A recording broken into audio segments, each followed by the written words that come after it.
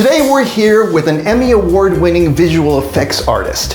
He's not only a friend, but he's gonna help break down 3 shots in zero-sum game and tell us how to do those shots on a big budget and on a small budget. Here we go. Hello, my friend, how are you? I'm doing well. It's good to see you. Yeah. This is Brian Sales. He is a, why don't you tell people what you do for a living? I'm a visual effects artist, primarily a compositor and compositing supervisor, working on a lot of feature films and episodic TV and some commercial work. Here's another thing. When I was kind of writing my questions for you and everything, do you realize we've known each other now for like 11 years? I know it's been a while, yeah. I mean, I kind of remember meeting you over at Danielle's in Pittsburgh a long time ago when you were in graduate school. Mm-hmm. Yeah. Anyway, so you have worked on some major projects. Can you mention some of the major projects that you worked on? You just got done with one that was really cool. Yeah. So I just finished up the kind of remake for the Sphere of The Wizard of Oz. So it basically is taking the original 1939 film and kind of expanding it out. Using traditional VFX and AI to kind of like work in the Sphere, which is a screen that's like super high resolution, wraps around you. So I was the overall compositing supervisor for that.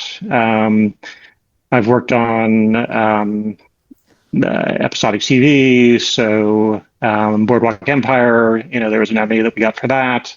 Some sci-fi stuff like Star Trek Picard and Orville. Feature films like Force Awakens, the first like the new Star Wars movies. Also worked on The Mandalorian, which was related to that. Yeah. So were you compositing for The Mandalorian? Yeah. A couple shots for the first season of that. So you know your shit, in other words. Well, I wouldn't say that, but I've been doing it a while. Yeah. So basically, we're here to do something about a zero-sum game and hopefully teach people something about visual effects while we do it. We're going to look over a few shots of zero-sum game and discuss exactly how you would approach that from not only your standpoint of a company that has a huge budget to do this, but how we might approach it as an independent filmmaker, maybe somebody who's doing stuff, like in After Effects, and how they might approach it. So I'm going to go through a few shots and just play them really quickly. This first one is just a screen replacement. And it's on this girl's phone, and let me play that really quickly. Okay. So what are you gonna do, Chubbs? It's your moment of truth. So that's about, that's about the length of the shot. It's very short, and you can see there that we have that phone in the background, and there is a clock ticking down on that phone. And we just want to talk for 1 second, just the approach, because here's the other thing we did not do, and that you'll notice, we did not put any kind of like screen on the phone because these phones actually didn't work, and we didn't mark them with like tape or anything so that you know where the screen is. Which I know is often done when doing screen replacements. So how would we approach this from a large budgeted standpoint, which I'm sure this is no problem with a large budget? Right. Can you actually leave that up so I can kind of take a look at it while we talk about it? Sure. Okay. I mean, this is a pretty straightforward shot. It would be nice to have some markers on the phone. And the other thing that, I always would like to see from production, but don't always get, is kind of the idea of how things actually would look. So if there was some glow on the screen, that might actually illuminate stuff around it. So you might get a little bit of like rim lighting on the shovel or whatever that foreground object is, and kind of like get a sense of how the camera would respond to the glow of that screen. I think that there's enough information there that it could be tracked, and the movement, while it's kind of a little abrupt, is not, there's no perspective changes and things like that. So I think that you could get a track on it, and it wouldn't be that difficult to, create a graphic element and drop it in there. There's obviously a few different types of tracking. There's, point tracking. 1 point basically gives you position on the screen. 2 points gives you position, rotation, and scale.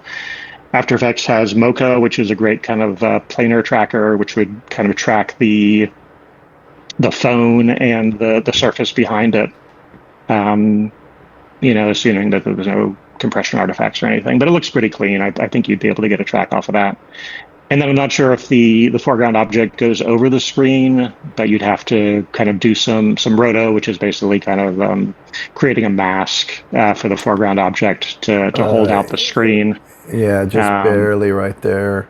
Yeah, so you'd kind of go through, and at least for those few frames, create a mask that holds out that graphic so that it looks like the foreground object is, covering up what's behind it, occluding it. The final step would basically be setting a look for it. So, the cameras always have a specific look to the image that they're creating.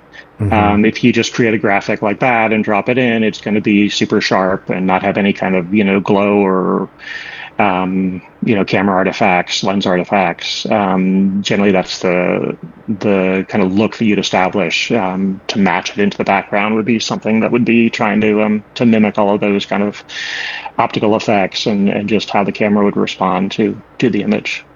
I think that's kind of what I didn't realize way back when. Because you did a visual effects shot for a short film I did where he fires the gun. Do you remember that? Mm-hmm.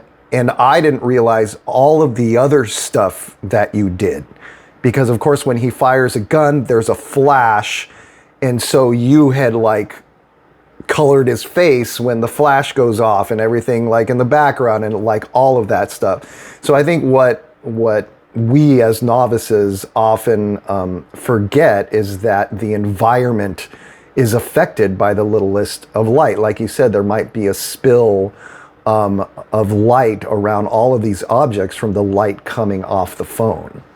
Yeah, exactly. Yeah, and especially for night shots, what you get are kind of pools of light and objects that are lit, like a phone. People always want to see the screen and have it be like showing what's actually on the screen. But the truth is that a phone screen in a super dark environment is really bright and would probably be blown out and overexposed. And so that's something for folks like me to be aware of. Like if I could have shot this with, you telling me beforehand, before I shot this, what exactly you needed, what would you have told me I needed for this shot just to make it easier on your part? Well, I don't think that you could do some additional lighting as part of the image. You said the phone was not working. Yeah, but so maybe, I think maybe first of all, if I could have gotten a working phone, and maybe put this graphic on the phone just so we get that natural spill of light. Mm-hmm. Yeah, I think there are, for more modern phones, I think there are applications that would give you grids and tracking markers and things like that for the mm-hmm. phone, kind of assuming that you're going to be filming it. Honestly, what I would say is that, if you can't do something that's actually in the scene, providing some kind of reference for what things should look like, just as a secondary image, would be useful. So, if you took a small light panel and kind of dimmed it down and put it where the phone is, or even mm-hmm. put your iPhone down there, just to kind of see how that light would be kind of responding in the scene, just as a reference, then the visual effects artist should be able to go and kind of mimic that. But without any kind of reference, you're really just kind of guessing and using your eye. How could I sell this as a more novice visual effects person?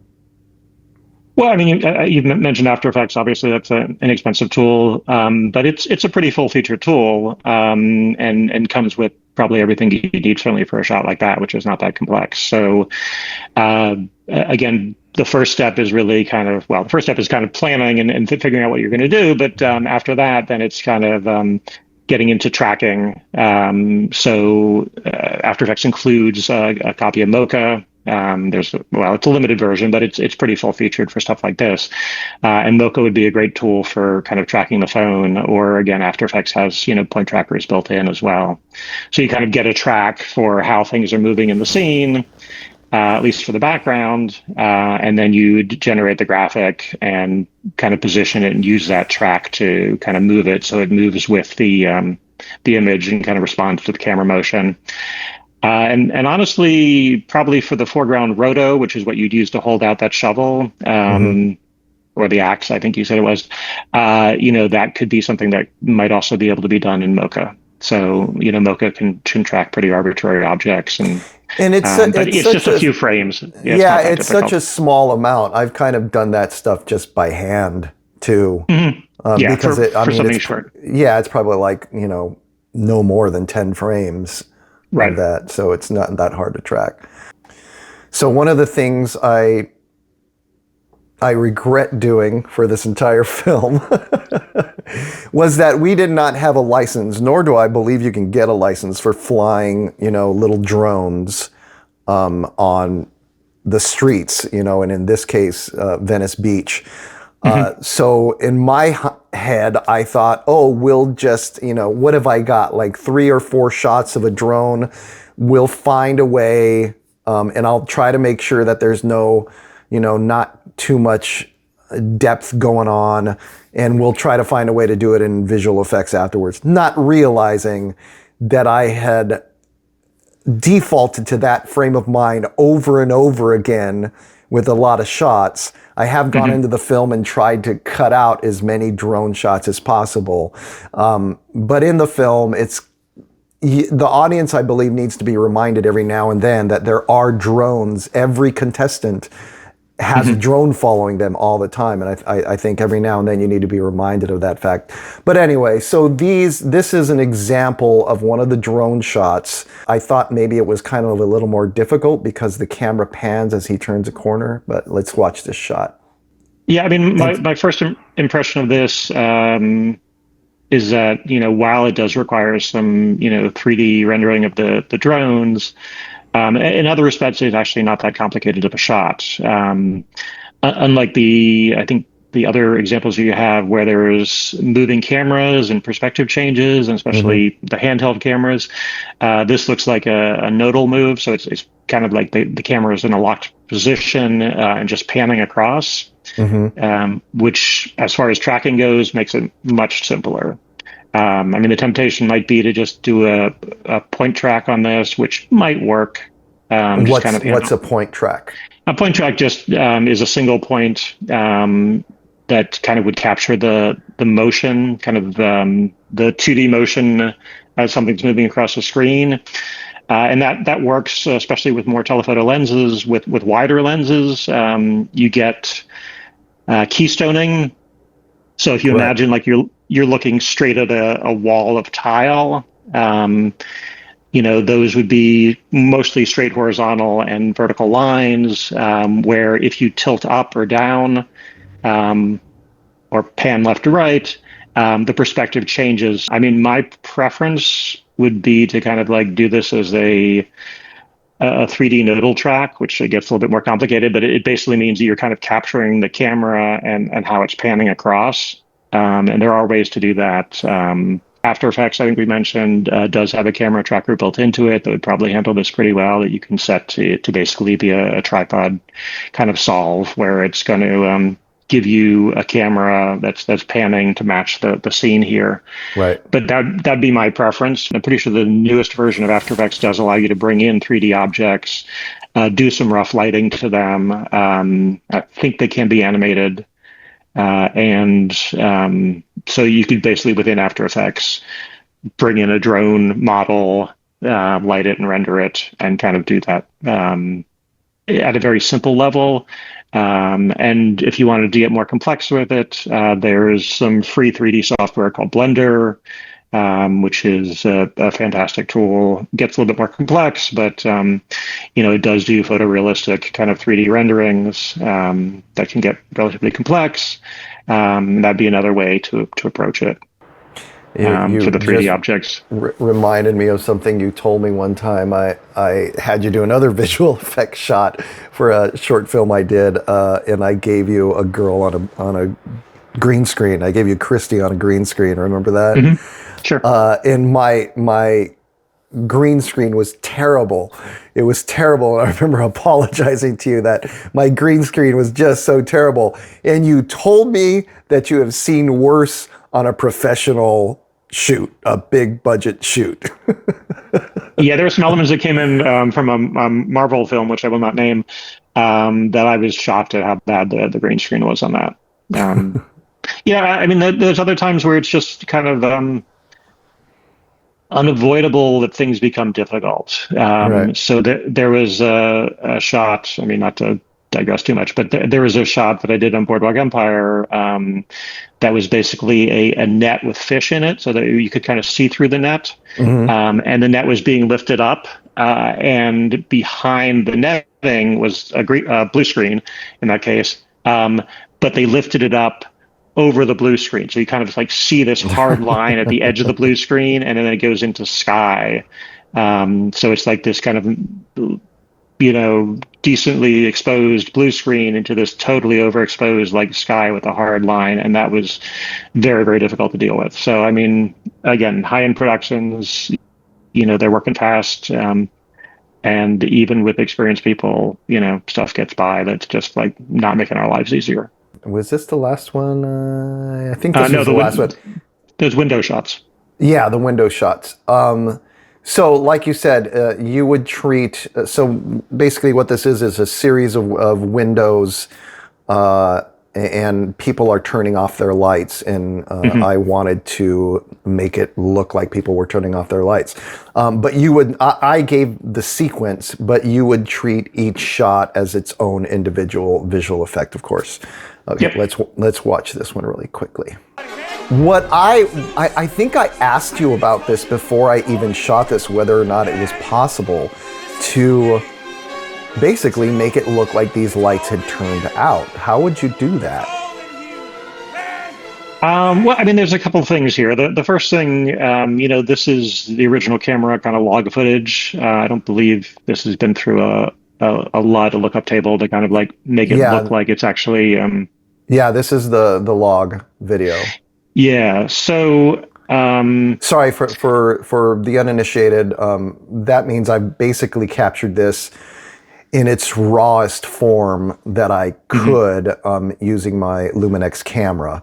There are other names for, RAW is another one, or other cameras have their own versions of log. But it's basically all of the color space information is, kind of buried in this file.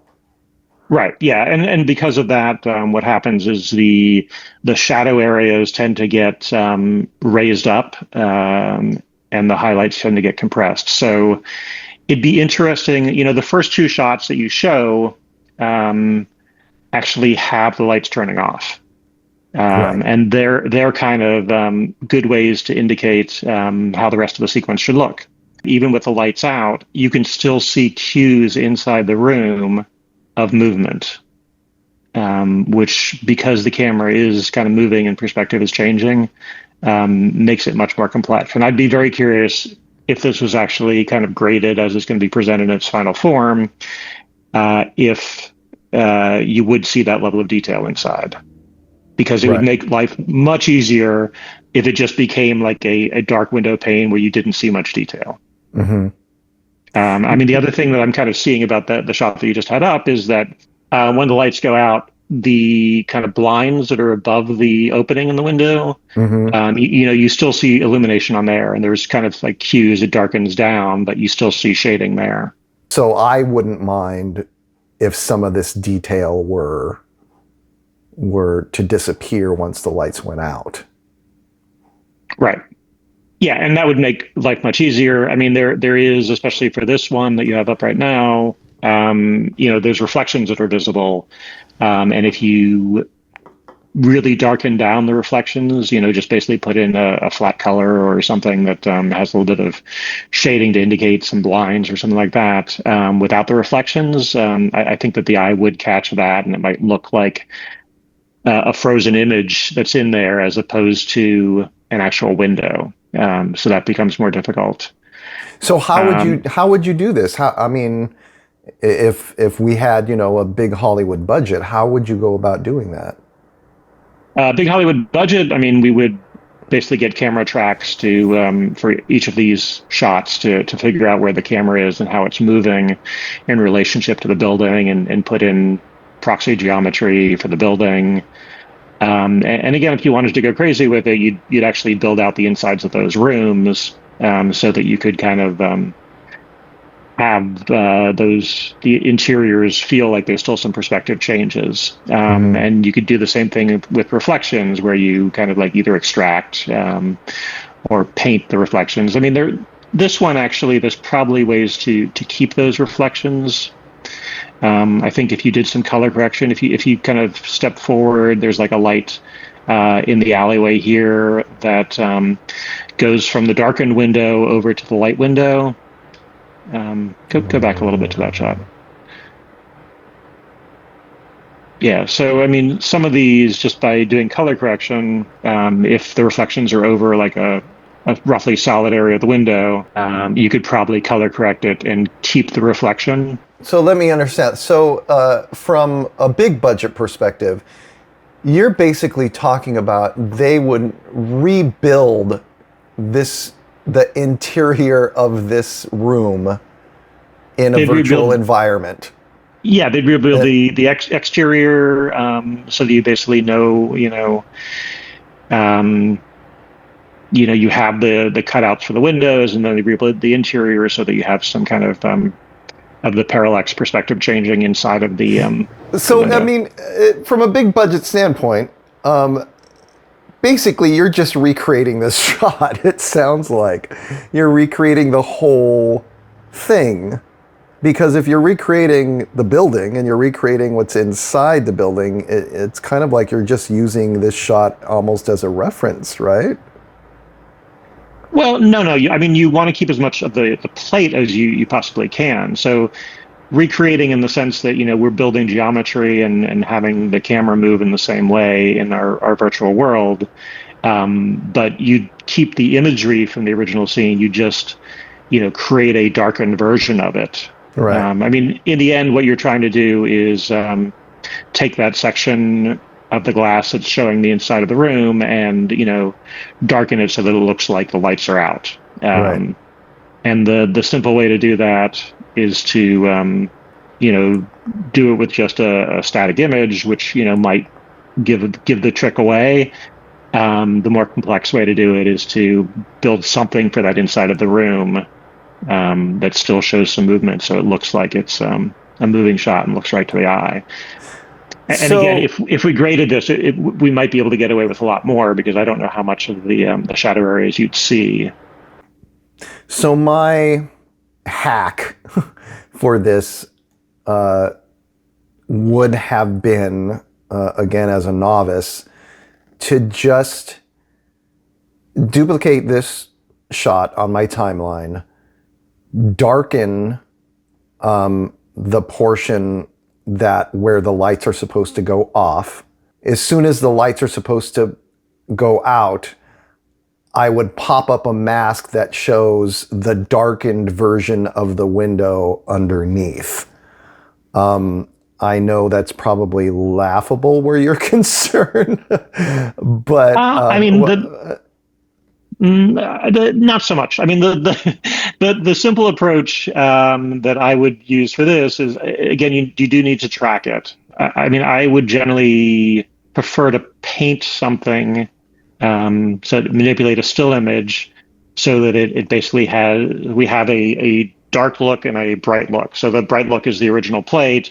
We want a kind of unlit or lights off look.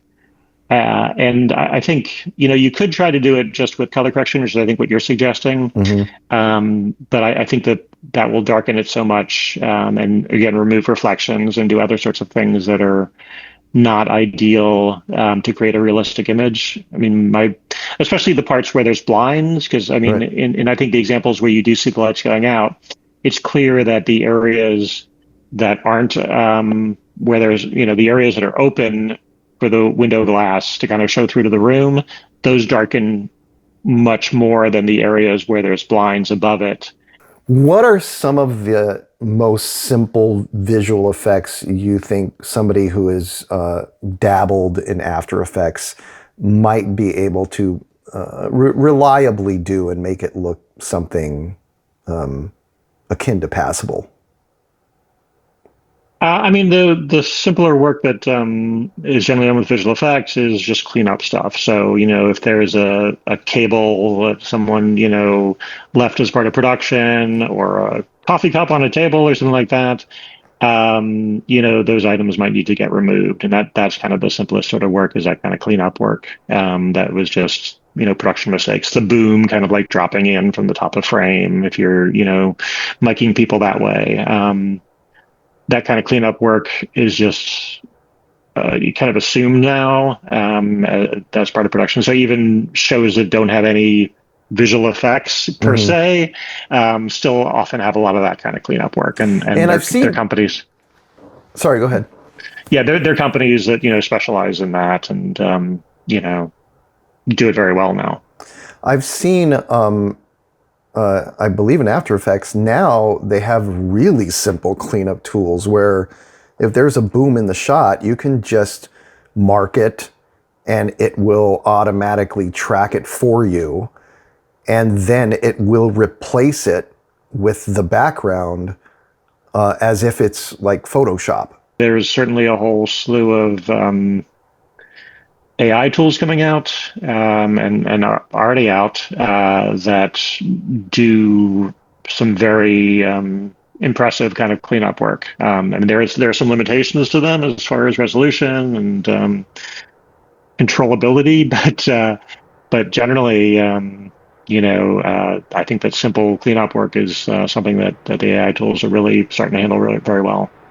And two, I think maybe some of the most simple effects you can do is if you lock down your camera to replace like a computer screen or a phone screen if the phone's not moving. Basically, if you can get rid of tracking and have some sort of light like on your screen to replicate, things, objects in the room being illuminated by the screen, then the screen replacement could be a pretty simple task to do as well. For sure. Yeah. I mean, assuming that there's not, and I don't think we should be afraid of tracking. I mean, I think there are very good tools out there that make it relatively straightforward and generally work pretty well. It is something that can go wrong, but tracking is kind of a basic part of visual effects. So I don't think directors should feel, or cinematographers should feel like they can't use any camera motion. But yeah, big sweeping moves and crazy handheld stuff does make lives more difficult for visual effects. But yeah, a lockdown shot, a stationary camera shot where you're just replacing a screen should be pretty straightforward. Again, a lot of that's just about the look. Making sure if the screen's illuminated, it wasn't shot that way, that the bezel around the monitor shows some glow to it, and you get light cast from the monitor and maybe reflections on a table below if it's a reflective surface or other objects around it. That kind of stuff will sell it. And the other thing is, if there's foreground objects that kind of pass over that screen or anything that you're adding with visual effects, that makes lives much, much harder. But again, that's just a basic part of visual effects, is that you're going to have to figure out ways to roto or key the foreground in order to isolate it and basically hold out whatever you're adding back in and make sure those edges look natural. Right. So now that you finished that whole project for The Wizard of Oz on Sphere, what kind of surprised you about AI, and where do you think that's going as far as visual effects is concerned? I mean, AI has very significant limitations. I mean, there is a lot of promise, especially for, as I mentioned, like removal of objects in the scene and cleanup work. But it's got very significant limitations right now as far as resolution. Generally, 720p, which is like lower HD, which, for a project like the Sphere that's on a 16K screen, was definitely a hindrance for us. And it's got limitations in time. So when it generates stuff, generally it caps out at, 5 seconds, maybe 10 seconds. So for long shots, it's limited. And it's not that controllable. So it just doesn't listen. And generally, if you're going to be generating stuff through AI, it's a fresh generation each time. So if you generate something and you're like, oh, well, this is great, except for that thing, this one object in the foreground that is not working for the scene, getting it to just modify a small part of the screen and be true to the rest of the scene is difficult. I mean, there are some ways to do like in-painting, which kind of allows you to replace a certain section of the screen, but overall, it's just not that controllable yet from a cinematic standpoint. It's starting to get there, camera controls and things like that. We can tell it how to move the camera. And the other thing that's kind of evolving and getting much better is the ability to give it a reference frame, either from another thing that you've generated through AI or through a character that you want to incorporate into a scene or an object you want to incorporate into a scene. You can give it an image of what that should look like, and it can now be relatively consistent with how it's generating that, but that was not the case early on. So I thought, because it was such a big project, that you'd be working with AI that was far more advanced than what I have been playing with, but it has, whatever you were using has the same limitations of the stuff that I've been using. It can't do more than 5 or 10 seconds. You can't control everything. Although Higgs field, now that they have a lot of camera stuff in there, like lenses and pans and zooms and stuff like that. But also, I'm surprised that you couldn't get more than 720p or get more color depth. So, I mean, we were working with Google. I mean, I don't want to badmouth them. We also we had an in-house team as well. I mean, what we kept running into is that there are models for creating the AI, and those models have very specific limitations. And some of those are based on what can be handled by the current generation of GPUs.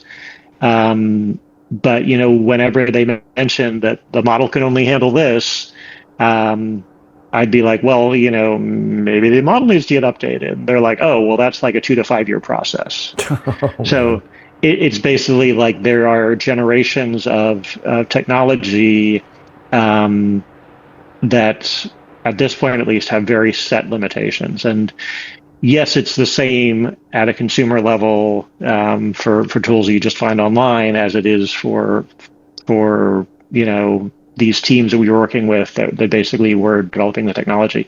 I mean, they had tricks and they could optimize things, but the model that generated the AI has very specific limitations. So those limitations are not something that are, they could overcome. That they did find ways to like chain multiple video clips together to give us longer sections, to tile things so that, when it would generate, like for increasing the resolution, for upresing the images, they could tile out the image. So it was upresing sections of the screen instead of the full screen and then piecing it back together in an automated way. So those sorts of tricks allowed some kind of workarounds.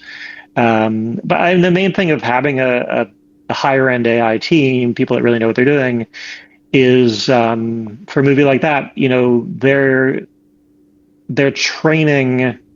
Again, there's model limitations, but there's also training data, and they were able to train specifically on the movie, so that when it generated stuff, it knew what the film should look like, it knew what the characters should look like, so we could mention them by name and they would look like that character. To the point where, at least for the in-house teams, there were custom LoRa's trained. I don't know that much about the LoRa technology, but it is a way to kind of like fine-tune an existing model for a character or for an object or a scene.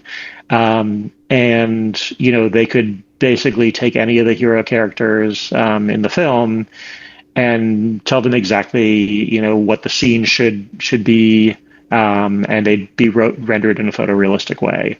And that's even with reference images that you might provide to some of the newer AI systems at certain angles and stuff like that, it loses realism. Where the LoRa's that they trained, I thought, gave very realistic results in almost any kind of scenario that you'd kind of ask them to do. Ask the AI system to generate. So, I mean, that's the benefit of having a custom team that's working on stuff. But yeah, I mean, AI is a little slow in its progression as far as anything that's a limitation of the actual model that's used to generate the video. It's changing. What I'd really like is for them to just be able to add color depth. I think that's because if I could give them something I shot on my phone, an AI something I shot on my phone, and then for it to make a raw or a log file out of that would be amazing, I think. There is one of the AI systems called Ray 3. I forget who generated some companies, produce that. And that is doing high dynamic range imagery. So that will capture and output, if you have the right file formats, overbrights and, large color gamut images. And some of the results are pretty impressive, but that's one of the limitations, and we had to fight that with Wizard of Oz because it, anything that is shot on film has a good amount of dynamic range, even though it was from quite a while ago. Film is, still a pretty robust format, and part of my job was kind of creating a custom color space that would capture all of that and would look like a color space that the AI system kind of understood, and wouldn't have, clipping of the highlights and clipping of the color and banding and all of the sorts of artifacts you can get into just from the traditional, or not traditional, but the technical limitations of AI technology at this point. So that was one of the things that I kind of worked on early on in that project, was just generating or converting stuff to a color space that would work through the AI systems and not lose quality. And this took a while too, right? Weren't you on that for over a year? I was on that project for like a year and a half. And, it went from kind of like technical, like high level support for all the visual effects vendors, through to, part of my job became overseeing some of the AI teams that were over at Google, and providing feedback, because while there's a bunch of excellent engineers in there, they don't have the visual effects kind of or filmmaking background. And so we were, providing them kind of like critical feedback for just how the visuals were looking and to our eye. Brian, thank you so much for doing this with me. No problem. It's great advice. I think people will get a lot out of the discussion. Can you say anything about what you're working on now, or is that all hush hush? I am working on a unannounced project, but I'm working at Industrial Light and Magic, which is Lucasfilm's visual effects company and now owned by Disney. And it's a feature film. It has a lot of organic stuff in it, but yeah, I can't really say much more than that. Well, Brian, thank you very much. I really appreciate your time. This is awesome information. No problem. Hopefully it'll be useful to people. And if there's anything else, let me know. All right. Thank you, sir. I'll talk to you soon. All right. Take care. Bye.